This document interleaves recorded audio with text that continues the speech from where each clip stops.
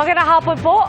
Sinita at pinagpapaliwanag ng Department of Transportation ang navideohang pagkokontrol na isang bata sa manibela ng sasakyan habang nakakandong sa driver.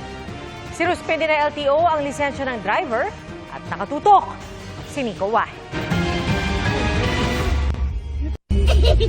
Ayan o, babalik ka manibela. Balik. Babalik ka manibela, pag ganun. Sa videong ito na naka-upload sa Facebook page ng Department of Transportation, isang bata ang nagkokontrol ng manibela ng sasakyan habang nakakandong sa lalaking driver. Maririnig sa background ang pagbibigay ng instruction ng ilang tao. Kanan, dito.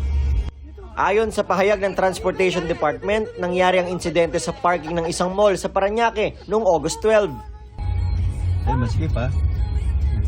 Gate ng DOTR, labag sa batas na paghawakin ng manibela ang isang bata. Unang-una, bawal yun.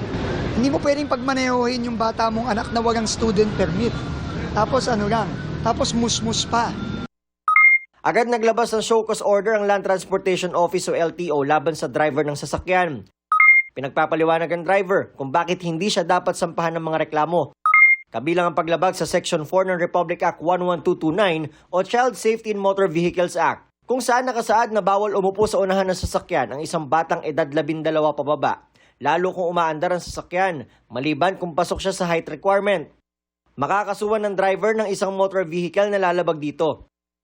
Sa guidelines ng LTO alinsunod sa batas, nakaupo dapat ang mga bata sa Child Restraint System o booster seat na akma sa kanilang edad. Sa RA 11229, hanggang 12 years old ang edad ng mga batang bawal umupo sa unahan ng sasakyan. Pwede lang ang minor de edad sa front seat kung ito ay may height na 4 feet 11 inches at dapat ay properly secured ang seatbelt.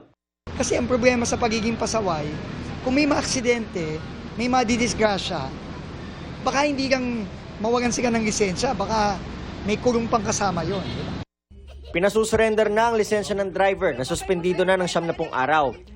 Alas 11 ng umaga sa August 20, pinapapunta ng LTO ang driver ng sasakyan sa kanilang opisina sa Quezon City upang magpaliwanag.